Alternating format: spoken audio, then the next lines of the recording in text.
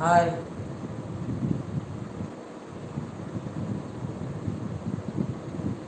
महेश्वर जोहार गे अच्छा महेश्वर गमके अबिन दो चेन सारा घड़ी यूट्यूब रे बिन ताहन कना से चेन बलिन बुझे दले अड़ी लोगन बिन लाइव रे बिन हिजुग माने अलिन खुले संतरा अबिन अड़ी लोगन अबिना मैसेज ना सेटरना जोहार गे दादा जोहार गे तारा से फुल एंटरटेनमेंट हेलो दादा जोहार गे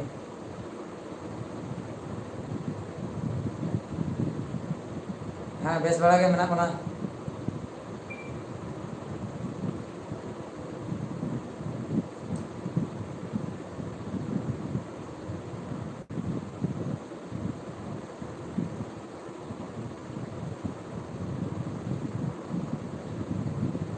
जोहार के सलाम को जोहार के हाय गुड मॉर्निंग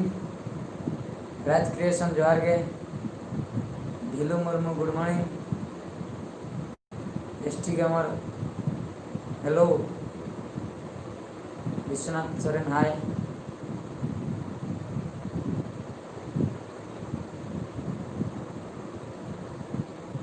अच्छा अच्छा अच्छा महेश्वर गमके अच्छा अच्छा व्यूज को भी चेक बड़ा अब इस कथा के चेक को निहती व्यक्ति कान गया अच्छा सुबह से जोहार के और चेक को चिकाई तबना अकोय को मेना पे कड़ी लई लेखान दो नापाय को हुनंग अकोय को ओका पास्टा खत पे लईआ मेन दो तीन संगीन खय तीन सुर खय गुड मॉर्निंग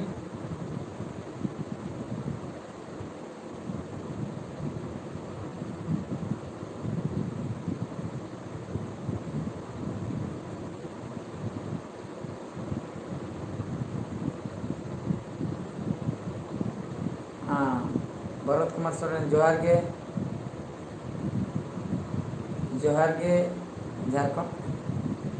झारखंड पास्टा जोहार के भागा सही तारा सुपर जोहार के आपे लेटेस्ट कमेंट वीडियो कैमरामैन अकोय तीन रे को ताहन कना ठिकान के बनुआ माने ओना ओका वीडियो चेतान रे असुविधा माने कैमरा हिल कना ओना लई लेखान ठिका दाड़िया अकोय कैमरामैन ताहन कना महेश्वर गमके देखेम जो के दा माड़ी को बिन जम बड़ा दा औरी हुआ ओड़ा हल को जम बड़ा के देखेम जो पे अच्छा जहाँ को हाँ बी पढ़ा दाड़ा खान दो सेकेंड टाइम मैसेज तब पे अड़ीगान मिद धाव हजूना से पढ़ा बांग पॉसिबल अच्छा Navi entertainment I am from Assam Assam पास्टा पे अड़ी अड़ी साराव अड़ी अड़ी जोहार होला जहाँ तो अच्छा अच्छा ओनारे हापे हापे उयर ᱧᱚᱜ लगी ओकाल का मना ठीक है बेस बड़ा के मना लिया सुबह से अबिन चला जरूर हुआ निहते हुआ ओका करे खो पे लई तबना लई लेखान निहते हुआ अलिन में गोटा गली काम साव अचुरक कना ओका एरिया ओका लोकेशन तीन रे सेटर हुई कना इन वक्त पर निहते ओना एरिया रे जहां को ताहन खान दो फोन फोन करते किंबा जहां लगा करते के खबर एम लेखान को सेटर गया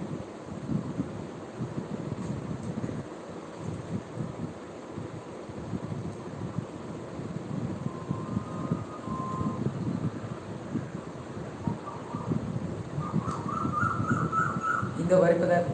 अच्छा अच्छा तकतपुर खो महेश्वर गमके बेस अड़ी नपाय परेश किसकू अयोध्या गुरु अच्छा अच्छा अयोध्या गुरु चलाव यात्रा प्रोग्राम रे चलाव हुई लेना एसटी मैनेजर आले बांकुड़ा खन एसटी गेमर अंते हम चलाव हुई अपना प्रोग्राम करे बांकुड़ा अड़ी नपाय कथा चेक अपस्कोन वीडियो एडिट अलिन नित फ्री सॉफ्टवेयर कोते के यूज बड़ा हुई कना मैक्सिमम मोबाइल कोते और बांग फ्री सॉफ्टवेयर जहाँ पीसी बकरा है ना ओना कोते के एडिटिंग हुई कना अनो पावर डायरेक्टर काइन मास्टर निया कोते के कमी चला हुई कना अड़ी मारे प्रोफेशनल कमी को दोकान करा हुई कना जहाँ निजरा वीडियो कोते बना हुई कना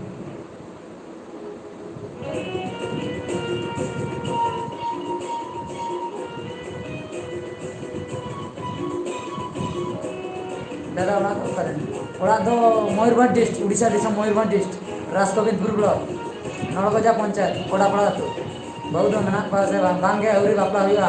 मटियस मुर्मू संजय मंडी दादा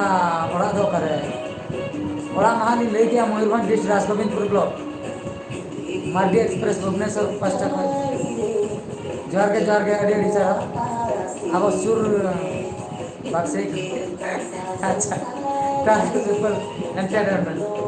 ओए जो अड़ीगान एंटरटेनमेंट ओका करे एंटरटेनमेंट मालूम के बनुआ चनका तो लई सदर खान बड़ाय अच्छा अच्छा अब सुर खल जे तबे तारा सुपर एंटरटेनमेंट और सुबह नाम ग्रुप रे जॉइन केता हम मिटा बारे रे मेसा बड़ा होया कना नियत जहां को कमी को खजो कना मेसा माना तो बान होई कना मेसा बड़ा होई करके मोयसर को सुनेरा मस्ता इन दो जाजपुर खन अच्छा अच्छा सुनेरा म केलंग दरंग नेकल कान गया ठीक है इस्लाम सर अलिन के अंजर पास्ता कर अड़ी सारा अड़ी जवा केंजर खन विश्वनाथ सोरेन संजय मंडी ओ आले हो नापाय देवसुर अच्छा अच्छा अड़ी बस सुर कुरिन गया है ना लखन सोरेन जोहार दादा लखन सोरेन न्यूज एरिया को लई लेन खान नापाय को माने बड़ा आज तीन संगीन खन ओकोय है ना जहां का आसाम पास्टा खन गोया किन लई के अली दो आसाम खन उनका के लई लेखान दो अड़ी नापाय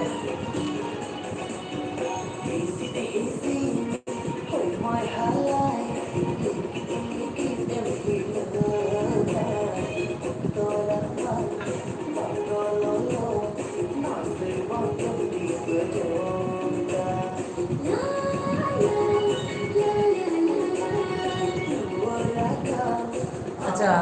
गोके कैमरा भी यूज का हाँ कैमरा यूज हुई करा दमे दा सेरेंग ना हाँ जपूद है एक्चुअली आले से नितो जपूद है जपूद रे शूटिंग फुटिंग बांग गानो कना इबारे से चला बांग गानो कना उना खातिर दुलुम गदे सेरेंग को अंजम हुई कना मेटा ट्रेडिशनल फोटो चलवा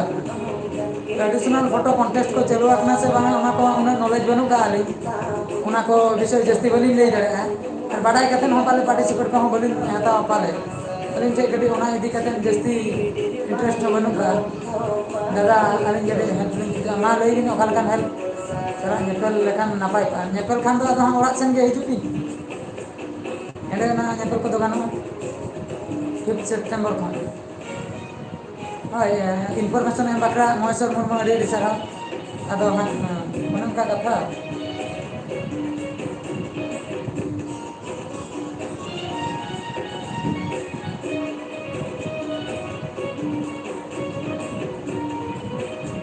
editing da bang editing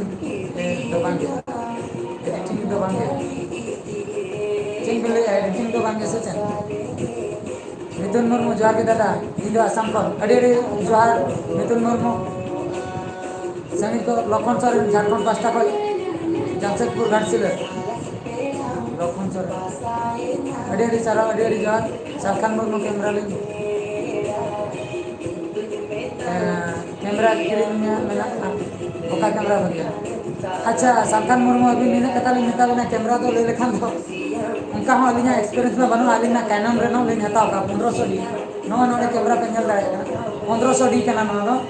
तो आरो भगी क्वालिटी नो 40000 पका पकी 40000 भीतर ना जिनिस केना 50000 7000 कते हो भगिया नामो कना नो कंपनी निकॉन कानन नो करे ना भगी पड़ा kan आरो सोनी करे ना तो भगी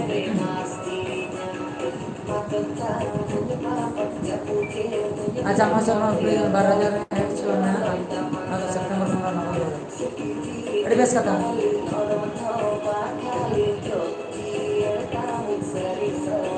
दादा अभी दो दिसम दो करे साइलेंट अच्छा दिसम दो हुई कना अली दो मयूरभंज डिस्ट्रिक्ट उड़ीसा दिसम राजगोविंदपुर ब्लॉक कना नलगजा पंचायत कोटापाड़ा आतु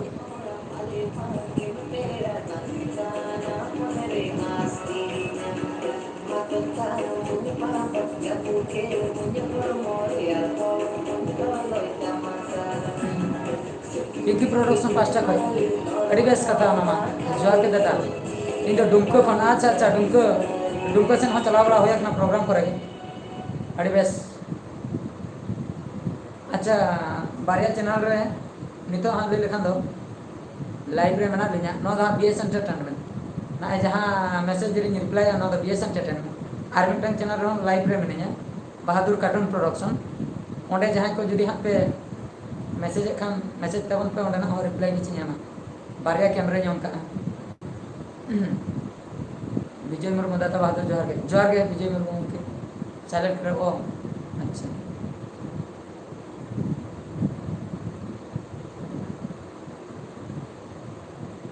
ओकल का मैसेज को भेजा है बोला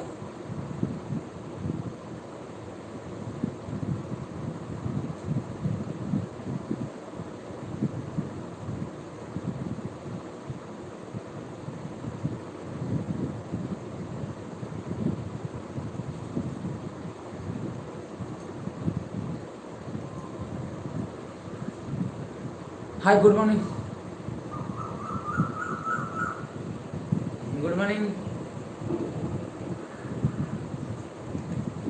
कुणाल टुडू अलिंग दो सोबांडी खन गापा हाट बिन हजू कना सोबा हाट को मा वक्त को जामो कान चलाव हुई कना आर बाका नंका मा सोबांडी चको को मा प्राय बारी पता चला वक्त मा चलाव हुई खान गया हमका ते अदो का हाट को तो हम ने बलिंग अटेंड बड़ाया सावना जोहार के दादा जोहार के साkan mo abin ऑर्गेनाइजेशन वीडियो अड़गे बगे आपे को हाथ पे कुसिया कना अली मा बलि ले दड़ा अली मा बनाव कते लिन अड़ा गया बेस बड़ी मा आपे चता रे डिपेंड है अली मा बेस बगी कते लिन बनाया जुदी हाथ पे कुसिया खान मा बेस जुदी हाथ बाम पे कुसिया कना ओना बकरा मा सुधर बकरा लिन चेष्टा या संताली रिव्यू जोहार के दादा जोहार के राज प्रोडक्शन दादा डांस दो बलि पढ़ाती लिया ओपेना दूसरा डिस्प्ले रे ओडको खान लिन पढ़ा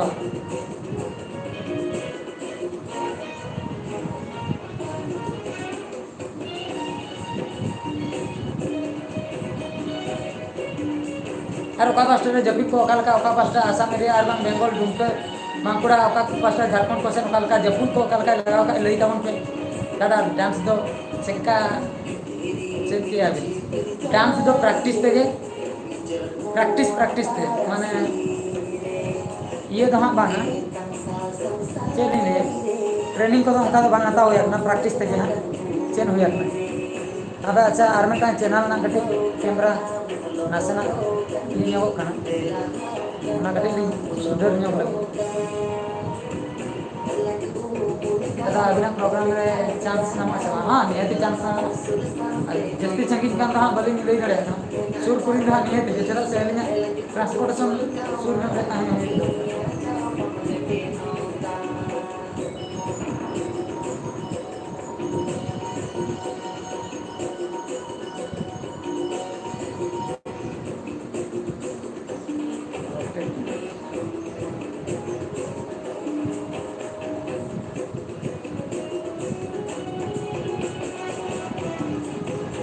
अच्छा बांग्ला ते जहाँ संजय मुर्मू गंके बिन का बांग्ला और जहाँ बलिंग बड़े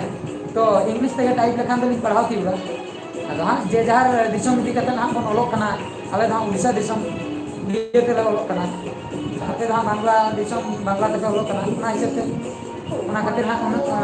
बांग्ला तो मा बलिंग बड़े पढ़ाव को मुश्किल जो अड़ी लेटोआ पढ़ाई ना के कॉमेडी बलिंग बड़े है अदो इंग्लिश को टाइप लेखान तो लोगन जो पढ़ाव के जोहार के दादा हां बजवान दा जोहार के संजय मुर्मू इंग्लिश को टाइप लेखान भागी को नितो तो ओड़ा रे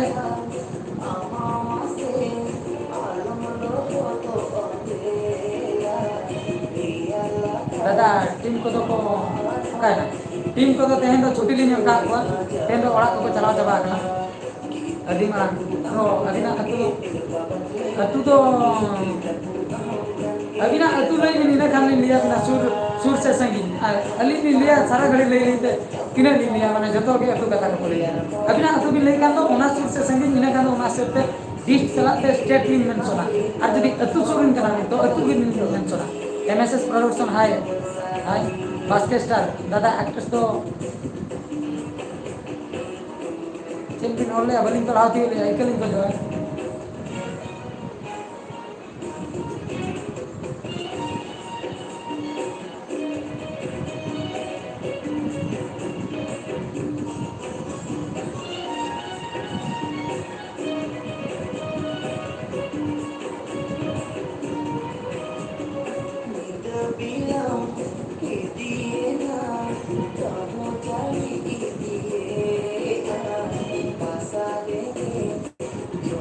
ᱟᱹᱰᱤ ᱢᱟᱨᱟᱝ ᱥᱩᱲᱤᱭᱟᱹ ᱵᱚᱫᱟ ᱟᱪᱪᱷᱟ ᱟᱪᱪᱷᱟ ᱟᱪᱪᱷᱟ ᱟᱹᱰᱤ ᱢᱟᱨᱟᱝ ᱥᱩᱲᱤᱭᱟᱹ ᱵᱚᱫᱟ ᱮᱢᱮᱥ ᱦᱟᱭ ᱵᱤᱡᱚᱭ ᱢᱩᱨᱢᱩ ᱫᱟᱫᱟ ᱠᱚᱨᱚ ᱥᱚᱨᱮᱱ ᱢᱮᱱᱟᱭ ᱠᱚᱨᱚ ᱥᱚᱨᱮᱱ ᱢᱮᱱᱟᱭᱟ ᱥᱮ ᱵᱟᱝ ᱜᱮ ᱠᱚᱨᱚ ᱢᱮᱱᱟᱭ ᱚᱲᱟᱜ ᱨᱮᱫᱚ ᱢᱮᱱᱟᱭ ᱜᱮᱭᱟ ᱱᱚᱰᱮ ᱫᱚ ᱵᱟᱹᱱᱩᱜ ᱜᱮᱭᱟ ᱟᱞᱮ ᱟᱹᱛᱩ ᱨᱤᱱᱤᱡ ᱜᱮ ᱪᱮᱫ ᱠᱚᱪᱚᱝ ᱮ ᱪᱤᱠᱟᱹ ᱵᱟᱲᱟᱭᱮᱫᱼᱟᱭ ᱦᱟᱸᱜ ᱥᱮᱛᱟᱜ ᱢᱟ ᱵᱟᱹᱧ ᱧᱟᱢ ᱜᱚᱫ ᱠᱟᱫᱮᱭᱟ ᱛᱚ ᱥᱟᱱᱤ ᱦᱟᱸᱥᱫᱟ ᱡᱚᱦᱟᱨ ᱜᱮ ᱫᱟᱫᱟ ᱟᱹᱞᱤᱧ ᱫᱚ ᱳᱭᱮᱥᱴ ᱵᱮᱝᱜᱚᱞ ᱯᱟᱥᱴᱟ ᱠᱷᱚᱱ ᱟᱹᱰᱤ ᱟᱹᱰᱤ ᱥᱟᱨᱦᱟᱣ ᱩᱱᱟᱹᱜ ᱥᱟᱺᱜᱤᱧ ᱠᱷᱚᱱ ᱵᱤᱱ ᱡᱚᱭᱮᱱ ᱠᱟᱜᱼᱟ ᱵᱮᱥ ᱮᱰᱤᱴᱤᱝ ᱨᱮᱱᱟᱜ ᱚᱠᱟ ᱥᱚᱵᱡᱮᱠᱴ ᱪᱮᱫ ᱫᱟᱲᱮᱭᱟᱜ ᱞᱟᱹᱭ ᱠᱮᱜᱼᱟ ᱞᱤᱧ ᱟᱹᱰᱤ ᱦᱤᱠᱤᱱ ᱪᱚᱠᱮᱭᱟᱨ ᱦᱟᱺᱰᱤ ᱠᱚᱫᱚ ᱵᱤᱱ ᱦᱟᱺᱰᱤ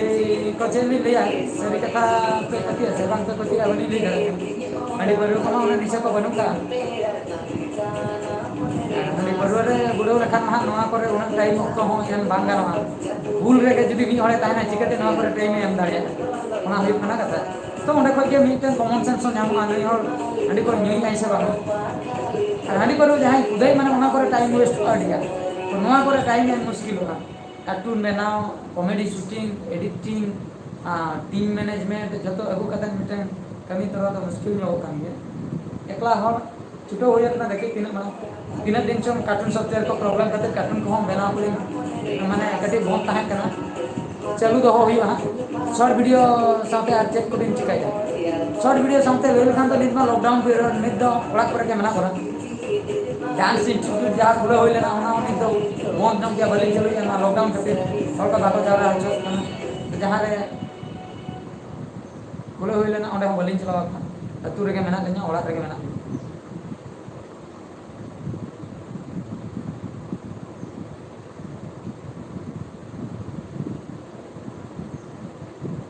ᱟᱪᱪᱷᱟ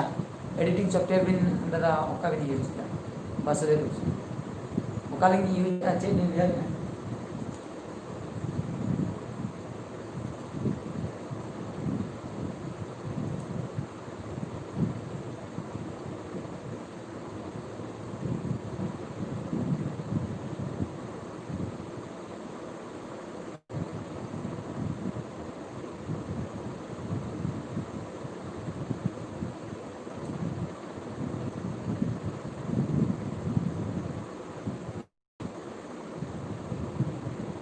peya punya te editing huyu kana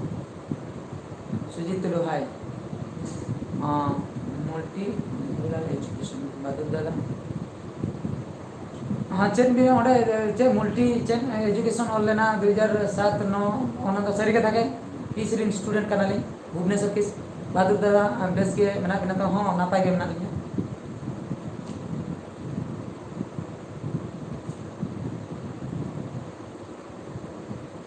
अच्छा आर जहाँ को लाइव रे नितो हेई अकान तापोना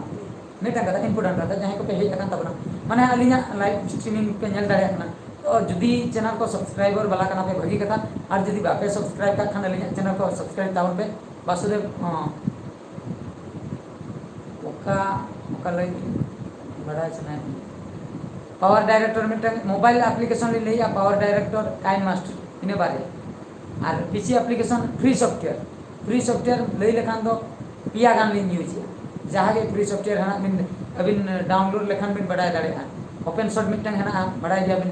ब्लेंडर मिटन है बढ़ाई गया बिन फ्री सॉफ्टवेयर जहाँ तीन है ओना को लिन यूज तो ओकारे तीन रे पड़ा कना कमी ओना मोबाइल ते होलिन एडिट पीसी ते होलिन एडिट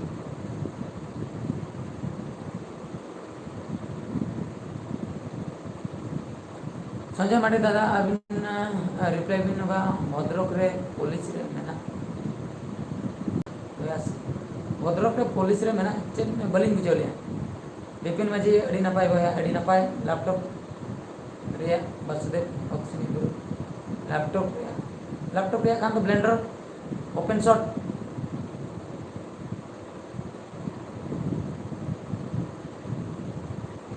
माने सॉफ्टवेयर तो नोंकान जिनिस कना अबिन इंस्टॉल करते नेल बिन ओका अबिन बिन कुसिया कना ना भीतर रे बोलन बिन अबिन पाले जो ना सॉफ्टवेयर भीतर ना ओना रे जहां तिना ऑप्शन है ना ओना जदी बबिन कुसिया कना वे तो बिन चेंज दाड़िया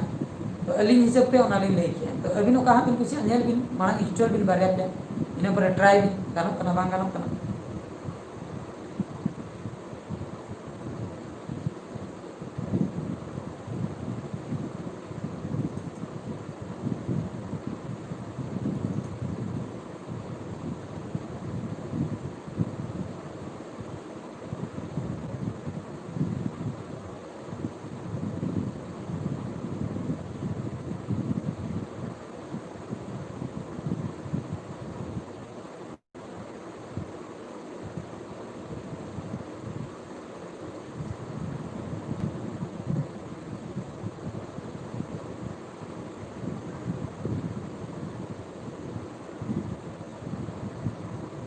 विश्वनाथ सरन बहादुर दादा आपे अतु दो आले अतु दो कोड़ापड़ा वासुदेव बक्सिने दादा अर्निंग लेविन तिना हुयुग ना अर्निंग दो माने ओका लका लिया डायरेक्ट उनका ये कते तो हम बलि नहीं है एवरेज अर्निंग लिया बिन उनका मा ओका मासरे 9000 ओका मासरे 10000 ओका मासरे 30000 ओका मासरे 50000 ओना तो बांग लईबा ओना तो कमी चेता रे बिन पर डे जुदी मेटा वीडियो बिन आड़ा गया और जुदी प्रत्येक वीडियो रना व्यूज 1 लाख चेता रे चला कान तबिना तबे दो अभी मिनिमम 30000 गाम बिन इनकम मिड मंथ रे ओना हिसाब ते अभी कंपेयर बिन कैलकुलेट बिन तीना हुई कना पर डे जुदी मिटा वीडियो 30 दिन रे माने मिड चांद रे मिड महीना रे जुदी मिटा माने 30 टी वीडियो बिन आड़ा गया और पर वीडियो जुदी 50000 1 लाख चेता रे व्यूज चला कान तबिना तबे दो अबिना और मोनेटाइजेशन जुदी हुई कान तबिना तबे दो अबिना इनकम दो 30000 40000 पर मंथ 100% गारंटी चप्पर दादा 12 माइल हाँ 12 माइल लिंग बढ़ाई गया बेबिन 12 माइल हाट चला बड़ा हो गया अब बार पता चला खाना कटे के चला हुई अपना अदर ऑप्शन में बनू का एटा हर कोमा बनू का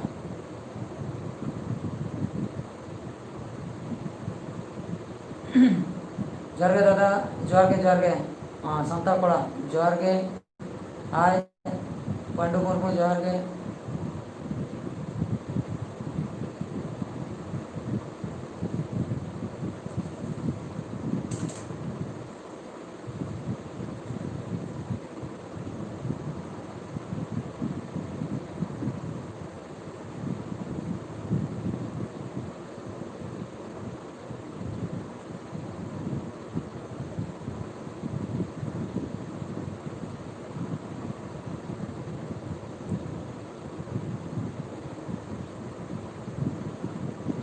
जोर के संताल कोड़ा आपे अतु दो करे कोड़ा पड़ा अतु जोर के दादा पंडू मुर्मू जोर के संताल कोड़ा जोर के दादा अच्छा सोमनाथ मांझी रामचंद्र सोरेन बहादुर दादा थंबनेल रे ऑलचिकी चिदा बबिन अच्छा थंबनेल रे ऑलचिकी चिदा बोलिन जरा ना ना रिप्लाई दो हुई मी धालिन ऑल बड़ा के ताला रे तीन दिन चन थंबनेल रे ऑलचिकी तिलिन ऑल बड़ा के अडिगन व्यूअर माने आबो संताल अडिगन हेना को तो अडिगन व्यूअर तो उनको टाइटल के बांको पढ़ा दाड़े किने गान चलिन ऑल बड़ा के खान बाको पढ़ा दाड़े कना माने आबो ऑलचिकी जहाँ तिस को हेजना दुनिया रे अड़ी तायम ते हेना तो इने ते दो अडिगन हॉल तो हिंदी इंग्लिश बांग्ला को देखो ऑल हुई लेना तो जतो हर जेतो अली मिटा स्टोरी लिंग अलगे माने जतो हर बुझो तावन पे जिनिस बुझो तावन पे इने पर चेन जिनिस कना जे चेतानी लेई का मोरल चेन कना ओना जिनिस बुझो तावन पे माने अलिया टारगेट तो जतो हर जिनिसटा सेटर ना और जे ऑलचिकीते अलिन ऑल बड़ा के अडिगन हॉल बांको बुझो लेना जखन अड़ी दुख बुझोइना तो जेहेतु बाको बड़ाएगा तो नीत रिन पीढ़ी जहाँ तीन को ऑलोक कना उनको तो ऑलचिकी तो सफिशिएंट को बड़ाया बेस्टिक को ठिका दाड़े कना किंतु मानन जहाँ को ऑल पढ़ाव कना बयस हुई कान तकवा 40-50 वर्ष ना उनको हिंदी उड़िया इंग्लिश बांग्ला को पढ़ाव कना ऑलचिकीते सपोज बाको पढ़ाव कना उनको की नितो को सिलोट कुड़ी साब काते को ऑल दाड़ेया बांको ऑल दाड़ेया तो उनको एंते रहो नित महा को यूट्यूब को मा को नेल बड़ा गया ओना कते इंग्लिश ते ऑल लेखान दो उनको जाहो को किछि को पढ़ाव दाड़े कना को बड़ाय दाड़े कना जहाँ को ऑल नित मा उनको सिलोट कुड़ी दुलुप कते मा ऑल मा बांग संभव कना तो अब जहाँ मिशन है ना ऑलचिकी 2025 ते ऑलचिकी पढ़ाव जतो को चेदो मा इने ते दो वे तो जतो को चेदो इने पूरे ऑलचिकी बन जतो ना बन टाइप खान दो प्राय लिन चिका दाड़े जतो को बुझो दाड़े ओना को इदी कते अडिगन हानते नाते उयहर भावना कते आदो बलिन टाइटल ले माने इंग्लिश तिलिन टाइटल ओना सलते ऑलचिकी कोहलिन टाइटल है और तलारे ओना के प्रॉब्लम बड़ा होय अंते और दूसरे इंग्लिश को तिलिन टाइटल किया और बाका तो टाइटल तो असुविधा तो बना ऑलचिकी को तिलिन टाइटल बड़ा था क्या ओना होय कना कथा संताल को वीडियो बलिन को दाड़े दूसरे में टाइप लेखन भागिया और चैनल को जहाँ को बापे सब्सक्राइब कर खान सब्सक्राइब तावन पे और शेयर तावन पे भागी कथा जुदी अलिया ओका को पे बुझो खान तो शेयर तावन पे और किसी हर सिखनेत को नामा एनसी टुडू दादा शूटिंग होतो साउंड कैप्चर लगी देचन जहाँ लगा लई लेखान तो अलिन तो जतो के लो क्वालिटी बजेट तक जतो लिन कर चेदा से अलिन चे उन टाका पैसा बनु का ओना खातिर तो साउंड कैप्चर नंका लिन कराई आ मोबाइल ते लिन रिकॉर्डिंग आ मिटा स्टैंड रे ट्रिपॉड रे मोबाइल लिन स्टैंड रे लिन दोहय आ माइक को तो बलिन यूज और नॉय कैमरा पे नेल दाड़े कना नॉना कैमरा ते वीडियो दोली कैप्चर ना साउंड तो मोबाइल ते जहू मोबाइल ते कैप्चर करते सूर ताय करते नापाय ᱧᱚᱜ गे बुझे कना दादा कार्टून वॉइस से कटी आड़ांग भी कार्टून वॉइस ते आड़ांग लेखान में पूरा लाइव परफॉर्मेंस लेका बुझे ना तो ओना बकरा तो मेटा मूड दरकार माने टाका नि तो कोन रपोर्ट कना नि तो मेटा वॉइस गे ओडोकवा कार्टून वॉइस कना ओना स्टेज करे खान दो ओना तो मेटा परफॉर्म बकरा लिन चलाव को वॉइस लिन एम दाड़ेया तो ओना बकरा एटा स्टेज दरकार नितो तो बाय गाना इकलिन खोजो आना बकरा नॉर्मल रपोर्ट हुई कना नित बकरा तो नंका के रपोर्ट kan नापाय बा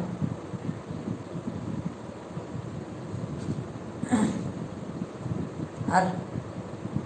सीताराम सोरेन जोहार गे आदि मांग दादा कार्टून वॉइस ते लई के रूपचांद दादा बापला कना बांग औरी बापला बड़ा हुई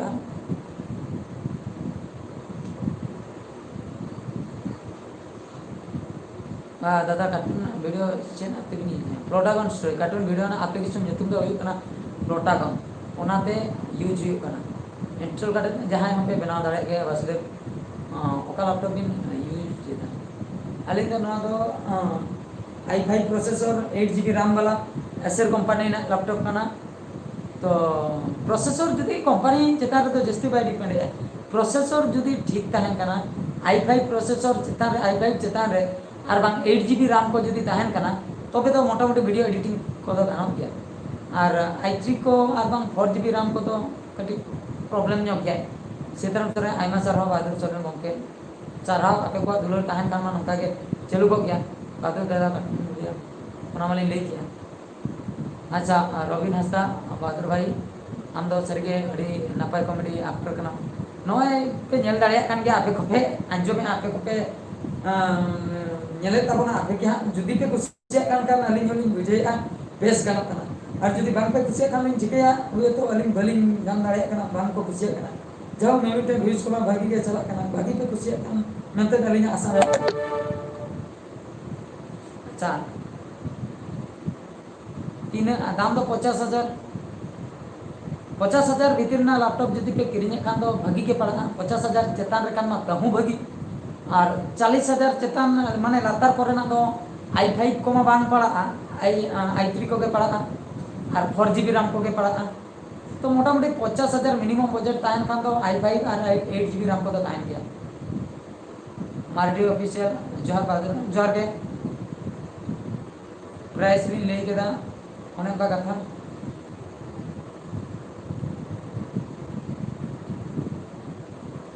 और ओका ओका करे पास्टा खय के लई तबना लई ᱧᱚᱜ काउंट पे अलिन बड़ा सना लिया ओका करे खय मैसेज को एमेआ अतु सुर से अतु बाहर से दिसम बाहर से पका बकिरिन मुर्मू बाबू जोहार के मार्डी ऑफिशियल जोहार के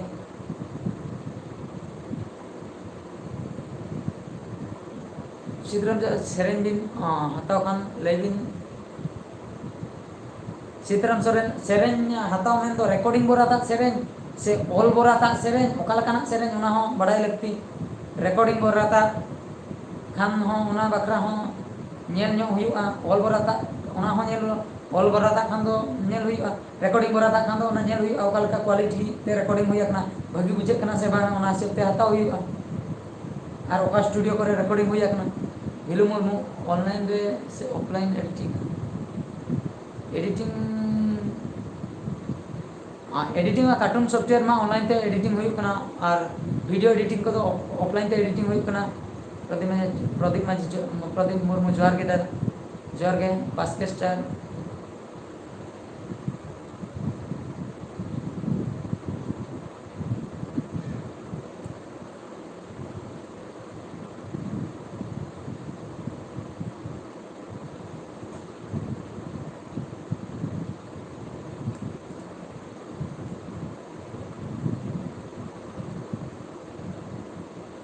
बास्केट ने तो कमिंग सून रे तो मेना चिबा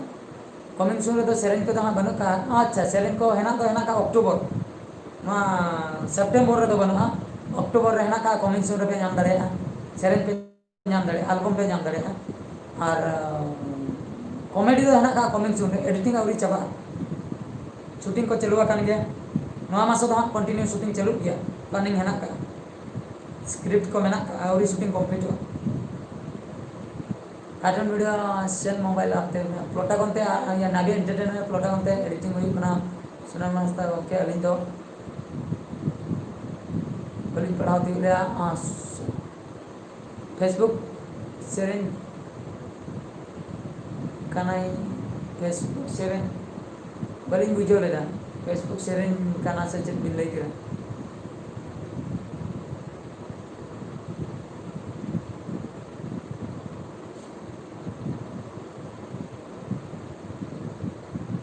अच्छा वीडियो अड़ी लॉन्ग कना मेटा स्ट्रीमिंग दो नोडे को मुझे दे आर दाविंग स्ट्रीमिंग इन ऑन है दुख सुख संसार जीवन पार्ट 7 तीस जुका दुख सुख संसार जीवन पार्ट 7 एडिटिंग और हुई शूटिंग तो चबा ना एडिटिंग और हुई अच्छा नो स्ट्रीमिंग नेशनल इन बन दादा जोहार के सांताल स्टार जोहार के रनी देवगन इंटरव्यू बिन अबू लेखान अड़ी मच बाहर से अवरिलिन ओडक ओडक लेखान उयरा